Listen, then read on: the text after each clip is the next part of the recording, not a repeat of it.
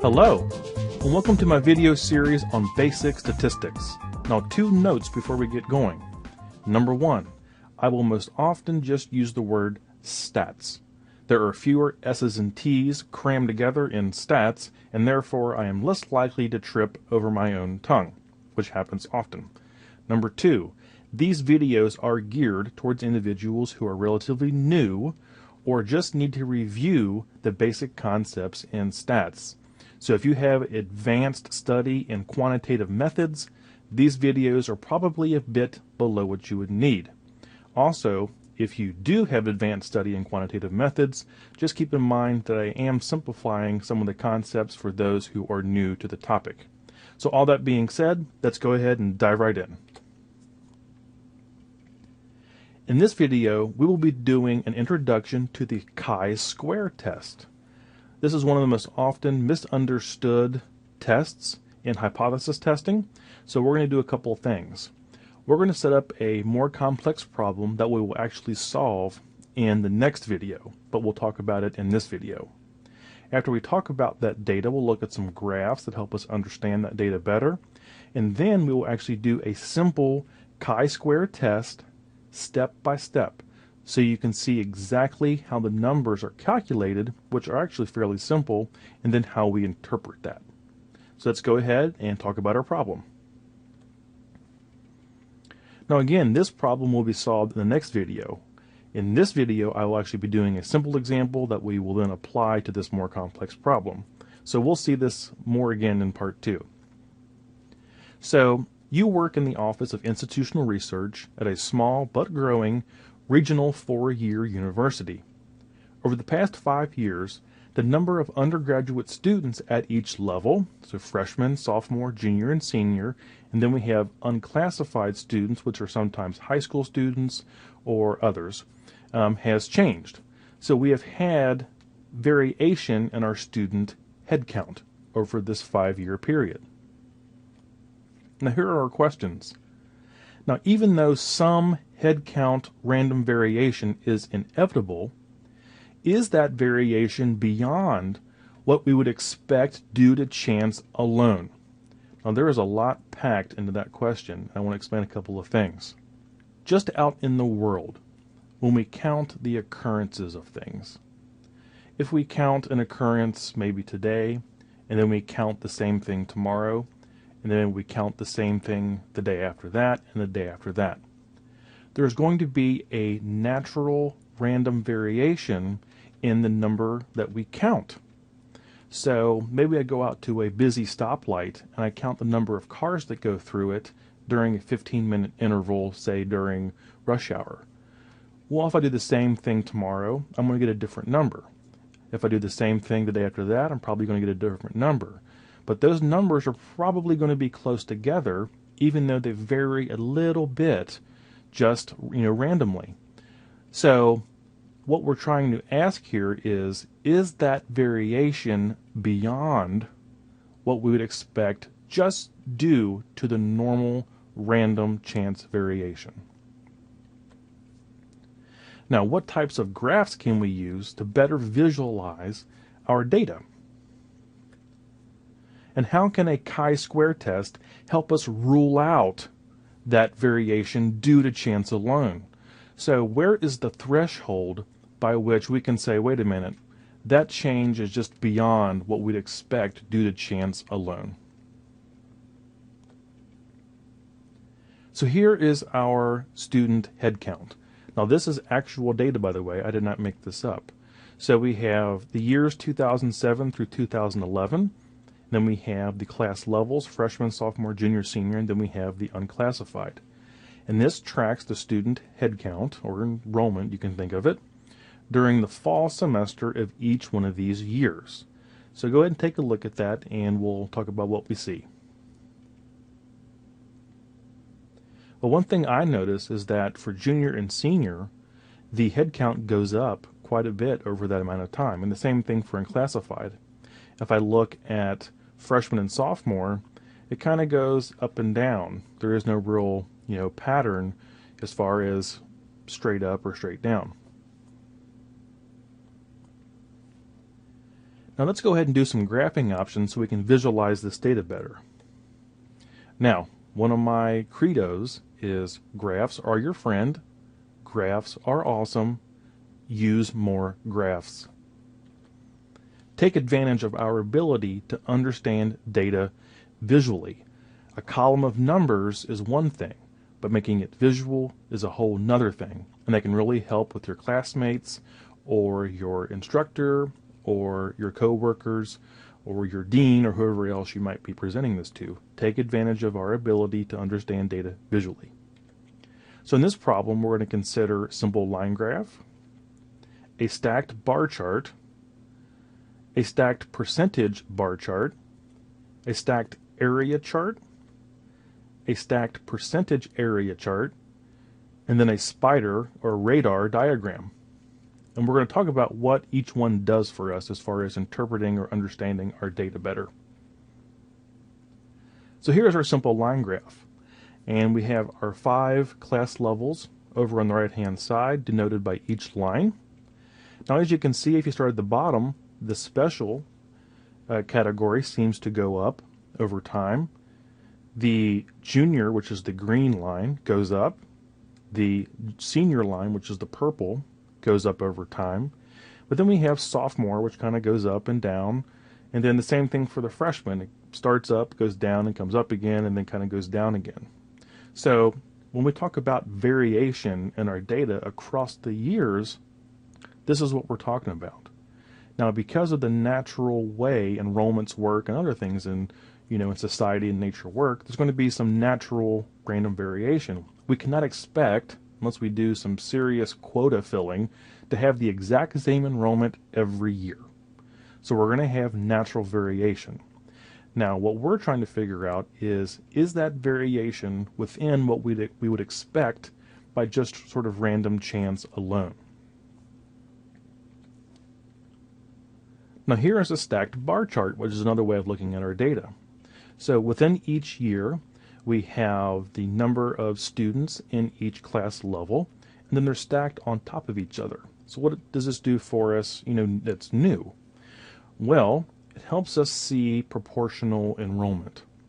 So you can see that the freshman, which is there in the blue bar, not only can we see its pattern over time, down a little bit, up, and then down a little bit, but we can also see its size relative to the other class levels.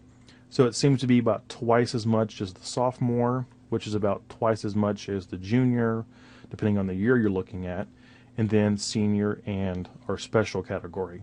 So it helps us see relative, in this case, enrollments, as one class level is compared to another. Now here is our stacked percentage chart. Now, of course, in this case, each class level is described by the percentage of the total enrollment it occupies for any given year. So if we look in 2007, we can see that freshmen were approximately 38% of our total undergraduate enrollment or head count. In 2008, that went down to about maybe 33%. By the time we got to 2011, we're almost all the way down to 30%. Now, of course, the entire enrollment takes up 100%. So it's all relative here again. And you can see that the special color there at the very top gets bigger. So it takes up a larger percent of our enrollment. Same thing for seniors, it appears, and juniors.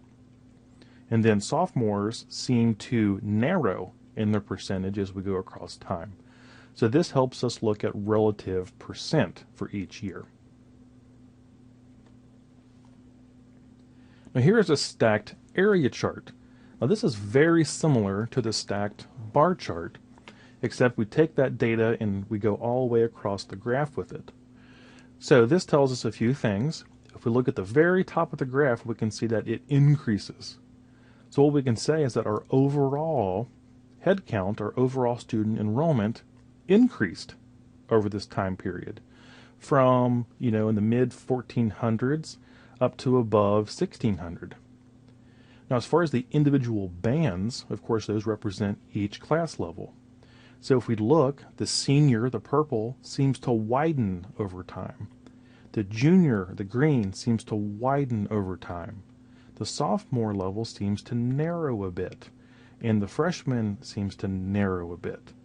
So again, with this visual information, we can sort of make some ideas in our head about how this has changed over time. It seems that our freshman and sophomore enrollments went down a bit, but our junior and senior and special category enrollments went up over this time. And actually, with this university, I have a hypothesis, at least, why that happened, but maybe we'll talk about that in the next video. Now here is our stacked percentage area chart, and this is very similar to our stacked percentage bar chart, where each band represents a percentage of the total.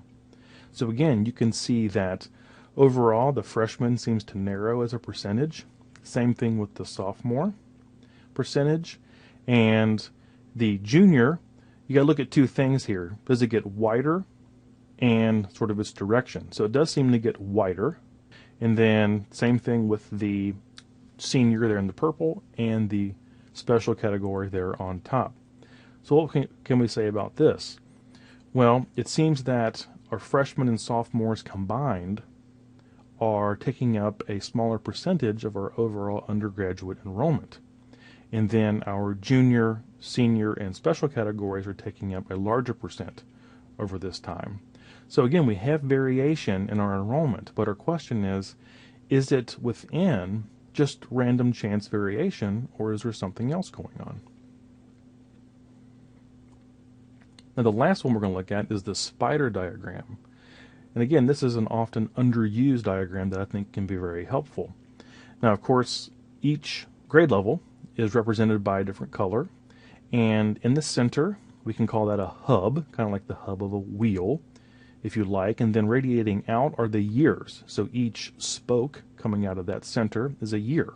So 2007, 08, 09, 2010, and 2011. Then, of course, we plot the number of students in each grade level along that spoke. Now, what does this tell us new? Well, if you notice, as we swing around the spider diagram, as we get towards 2010 and 2011, we have like a bulge in the special, the juniors, and the seniors. So the lighter blue, the green, and the purple. And if you remember other graphs, that was apparent in our areas and stacked bars, because the juniors, the seniors, and the special category were becoming a greater part of our overall enrollment. Then if you look at the red, it doesn't change a whole lot over time. Sometimes it comes in a bit and goes back out, and comes in a bit and goes back out, but not by a whole lot. And then the blue starts way out, almost all the way to 600 students, comes back in to 500 in 2008, goes back out to the middle, stays in the middle, and then comes back in again at 2011. So it helps us sort of see bulges in our spider or radar diagram to see where our changes have been. Okay, so let's actually get to the heart of this video, and that is, what is a chi-square test? Now, first and foremost, make sure you pronounce it correctly. It is chi-square as in kite, not chi as in cheetah, not a chi-square, or chai as in chai tea. It's not chi-square, it is chi-square. So I've been in about 10 different stats classes between undergraduate and all my graduate work. Every class, every one of them, someone has said, I don't understand the chi-square, or I have a question about the chi-square. It's chi-square as in kite, so don't be that person in your class. Okay, now what does it do? It helps us understand the relationship between two categorical variables, and that's very important. They have to be categorical variables. So what do I mean by that? Well, grade level, that's one example in this case. So we have freshman, sophomore, junior, senior, and then special or unclassified. Sex, male or female, if we think of it as a binary category. Age group, so we could have, you've probably seen them. Are you in the age group 18 to 25, or 26 to 35, or 36 to 45, whatever? So those are categories if they're put in groups. Years, of course, we have years in this example, etc. So the important thing here is it has to be categorical variables. Now, chi-squares involve the frequency of events, or the count. So we're only dealing with counting things. We are counting members of these categories. We're not dealing in percents. We're not dealing in anything like that. We're dealing in frequencies, counting. Now, it helps us compare what we actually observed with what we expected. Okay? Observed versus expected. Oftentimes using population data, and I don't want to go into all that right now, but that's every member of a certain category we denote, so that's a population, or theoretical data. And actually, when we do our example, we're going to be using a theoretical data event, I guess you could say. Now, chi-squares assist us in determining the role of random chance variation between these categorical variables. So the relationship is going to change. But the question is that change within a certain limit we set that would account for just random variation? And finally, we use the chi-square distribution. Now, if that just went right over your head, do not worry. For this video, it's not important. Just know that we use it, and I put it in here just to be technically correct. And within that, we use what's called a critical value, which I'll explain here in a little bit, to accept or reject our hypothesis. Okay, so if all this talk about hypothesis and chi-square distribution, the critical values, or have your mind going in crazy directions right now, don't worry. And the example we're going to do is going to be so crystal clear, step by step, that you'll have it down pat. Now, just look at our head count changes over time again. So we can see we have a couple of categories that seem to go up over time, almost in like a very flat, straight line. And then we have a couple, sophomore and freshman, that kind of bounce all over the place. So we have variation, and we just want to know, are these categories, grade level and year, the variation that occurs, is it due to random chance alone, or is there something else going on in this data? Now, in this video, we're going to use a very simple experiment that's very common when talking about the chi-square, and that is the dice experiment. And I'm going to set it up maybe a little bit differently than other people have. So here is our example. Let's say I have 2 die in my hand, okay? And just in case you maybe are not familiar, die are the 6-sided squares that are often used in games, especially like gambling games. And they have 1 through 6 on each side. So let's say I have 2 die in my hand. One is fair, and the other is 1, 5, 6 loaded. And that means it favors the numbers 1, 5, and 6 due to alterations in its weight. So some people that cheat at casinos swap out the actual casino dice with weighted dice to get the numbers they want. Okay, so I give you 2 of them, and one is fair and one is loaded. Now I ask you to determine if it's the fair die or the loaded die I just gave you, and I want you to be 95% confident in your conclusion.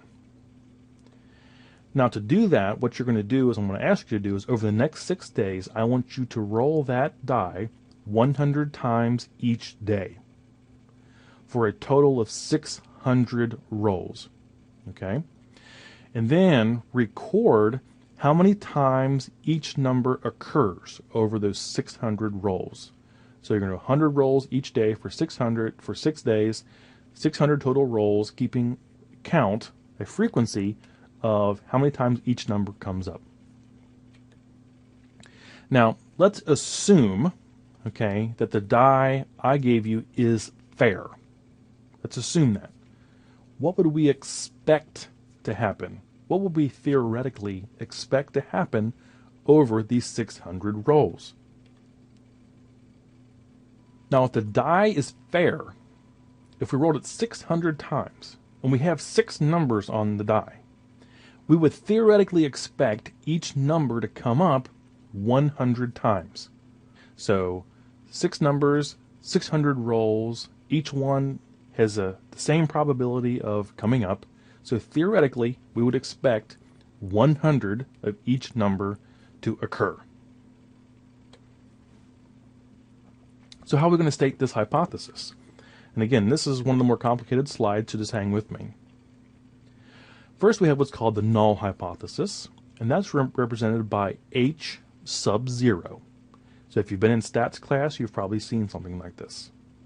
Now, our null hypothesis is that the die is fair. Then we have our alternative hypothesis, which is denoted by H sub 1. And our alternative hypothesis is that the die is not fair. Okay, so we have the null that says the die is fair. We have the alternative that says the die is not fair. Pretty straightforward. Now, what is the everyday sort of English way of saying this? Now, is the variation in our observed data simply due to chance? Or is the variation beyond what random chance should allow? Or how far can our data vary before we have to reject the null hypothesis and conclude that the die is not fair, which is our alternative? So we're going to have some variation, but we need to know if that variation occurs within limits we set. Now, I asked you to be 95% confident, so that creates what's called a p-value of 0.05. So again, if that p-value concept kind of goes over your head, don't worry about it too much now. Another way of thinking about the p-value is what level of tolerance are we willing to put on this variation? If our tolerance is pretty loose, we might have a p-value of 0.1 or sort of 10%. If we want the tolerance for the variation in our data to be very narrow, we want to be very strict, we might choose a p-value of 0.01 or 1%. So I've sort of picked the medium, which is 0.05, which is often the most commonly used in a lot of social science research. Okay, so degrees of freedom. Oh goodness, this is one of those concepts that gets flung around in stats classes and never gets explained, at least in my experience, very well. And guess what? I'm not going to explain it in this video either. Now, for this test, our degrees of freedom, DF, are simply the number of categories we have, which is 6. We have 6 numbers minus 1. Okay? So in this example, just kind of take it as it is that our degrees of freedom are 6 minus 1, which equals 5. Now in the next video, when we have more complex categories, the degrees of freedom will be figured a bit differently. But for this example, it's just 6 minus 1, or 5. Now we have a concept called the chi-square critical value. Well, what is that? Well, the chi-square critical value is sort of the threshold. It is the point where we just have to conclude that our variation is too great to be explained by chance alone, and therefore we'd have to reject our null hypothesis over there. So the easiest way to find this actually is in Excel. Excel has a built-in function, sort of the chi-inverse, or CHIINV, and then you just give it 2 inputs. You give it your p-value, which in our case is 0.05, then you give it your degrees of freedom, which in our case is 5. And then it spits back a value, a critical value, of 11 0.07. So when we do this, kind of keep that number in the back of your mind. Our threshold for our chi-square critical value is going to be 11.07. So what that means is that if our die's chi-square is greater than 11.07, then we have to reject our null hypothesis and claim that the die is not fair. The variation is just beyond what we would expect by normal random chance or normal random variation. So if we get a chi-square that's greater than 11.07, we gotta throw the null hypothesis in the garbage and just accept the alternative hypothesis, which states the die is not fair. So let's go ahead and do this step by step. Okay, so here is our expected frequency, which we talked about. Now on the right hand side is what our data actually produced. These are our actual observations. So 6 days later you come to me and say, here are my observations. So the number 1 came up 111 times, the number 2 came up 90, 3, 81, etc. And of course that adds up to 600 total rolls. So those are our observed frequencies when we actually did the experiment.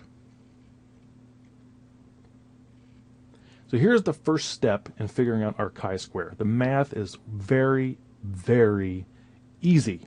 Okay, so I know you're smart and you can do it. So let's go ahead and just do it step by step.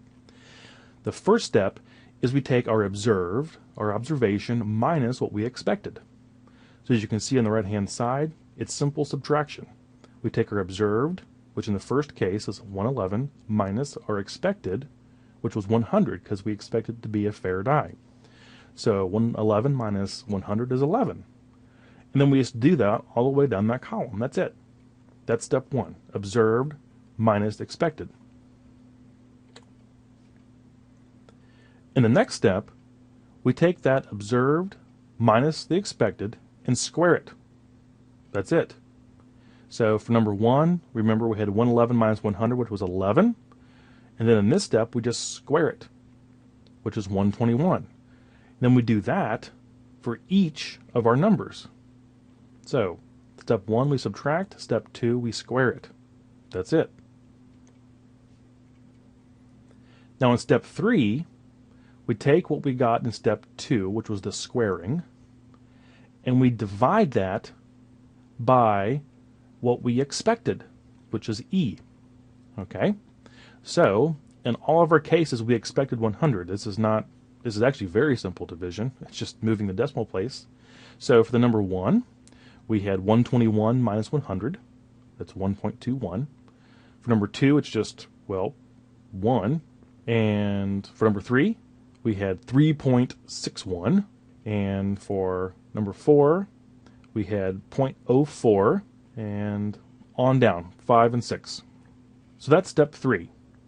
Just remember, step 1 is subtraction. Step 2, we square that. And then step 3, we divide that by our expected, which in this case was 100, so it's very easy. Now in step 4, we just add all those up. So in our right-hand column, again, we had 1.21, 1, 3.61, 0.04, etc. We just add all those up. That's what the summation sign at the top of the slide means. And guess what, folks? We just did our chi-square. We're done. At least with the math part. So our chi-square value for this experiment was 12.26. Now, of course, that doesn't mean anything yet until we actually interpret it. But the chi-square value for this is 12.26. Now remember, our critical chi-square value was 11.07. Now guess what? 12.26 is greater than 11.07. So therefore, our die critical value is greater than 11.07. So we have to reject our null hypothesis, which said the die is fair, and claim that the die is in fact not fair. So we have to accept our alternative hypothesis, because our chi-square was greater than our critical chi-square based on our Excel formula. So how do we interpret that result? Now, if we actually use the APA format, which I encourage you to do, depending on your discipline, of course, what we would say is that the observed frequency of each number on the die differed significantly from what would be expected on a theoretically fair die. Of course, we have our chi-square. 5 is our degrees of freedom. N is the number of times we rolled the die, and that equaled 12.26. And then our p-value was 0.05. So if you were writing this in a journal, that's exactly how it would look in APA format. Now, our problem chi-square was 12.26. Our critical chi-square was 11.07, which is, therefore, our variation was too great to be explained by chance alone.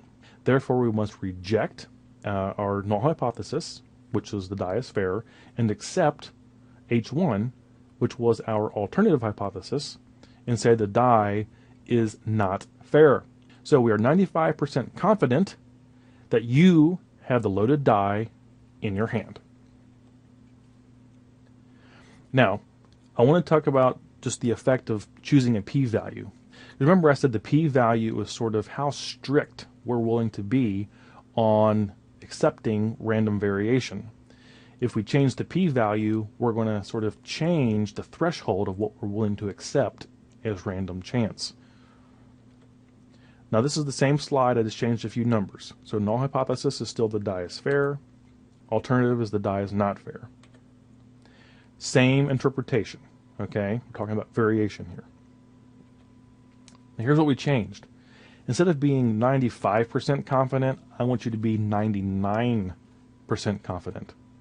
So we're going to have a p-value, not 0.05, but now it's going to be 0.01. So we're going to be much more strict on interpreting our variation. Now, what that means is that we're going to need a lot more variation in our observations in order to reject our null hypothesis. We're going to need much more variation in our observations to reject our null hypothesis because we've selected a much more strict p-value. Now, degrees of freedom are the same. Now, for the chi-square, we changed our p-value, so we're going to have a new critical value. So when we put this into Excel, we change that to 0.01. Degrees of freedom are 5. Now, our critical value is 15.09. Remember, last time it was a little bit over 11. Now it's over 15. So you can see that it requires much more variation to go over that threshold because we've picked such a strict p-value. So therefore, if our die chi-square is greater than 15.09, then we reject our null and claim the die is not fair. So again, in APA format, we would say the observed frequency of each number on the die did not differ significantly from what we would expect on a theoretically fair die. And everything there is the same, 5 degrees of freedom, 600 rolls. Our problem chi-square was 12.26, that didn't change, but our p-value did, so we have a p of 0.01. So our problem chi-square was 12.26. Our critical chi-square with a p-value of 0.01 was now 15.09. We did not cross that threshold. Therefore, our variation was not too great to be explained by chance alone. Therefore, in this case, we have to accept our null hypothesis and conclude the die is fair. And we are 99% confident that you have the fair die. Now, wait a minute. You have the same die in your hand. But in the first case, when p was 0.05, we concluded you had the loaded die. Now, with a p of 0.01, we conclude you have the fair die. What? Now, this is my point on changing the p-value, or changing the strictness with which we are willing to explain variation. So with a p of 0.05, we did not need as much variation to overcome the critical value. As you notice, the critical value went up significantly when we changed the p to 0.01. So it's just much more strict. We have to have more variation to cross that sort of 99% confidence because we selected such a low p-value. All right, just a quick review. What is a chi-square test? Remember, it is chi-square, not chi-square or chi-square. It's chi as in kite. It helps us understand the relationship between two categorical variables. That's important. Chi-squares involve the frequency of events, the count. So in this case, we were counting the number of times each number comes up. It helps us compare what we actually observed with what we expected. Chi-squares assist us in rejecting or ruling out, to some extent, random chance variations between categorical variables. And we use the chi-square distribution, which we didn't talk about. It's not important to what we're doing, to accept or reject our hypothesis regarding random chance. Now, basically what that means there is that we were able to put into Excel our degrees of freedom and our p-value, and it generated a critical chi-square value that we had to surpass in order to reject our null. That's all that little thing means down there. Okay? So that's a review. Now just a reminder, in our next video, we will actually be looking at the data we started with.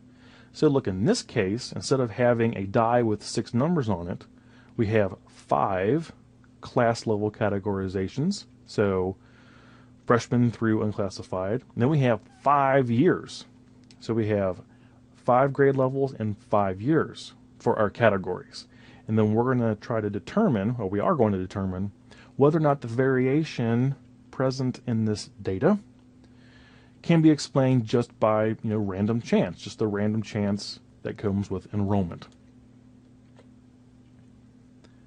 All right, so that is our in-depth introduction to the chi-square. Hopefully you learned a lot, and I look forward to seeing you again in our next video when we look at that enrollment data and a more complex example. Again, thank you very much for watching, and I look forward to seeing you again next time.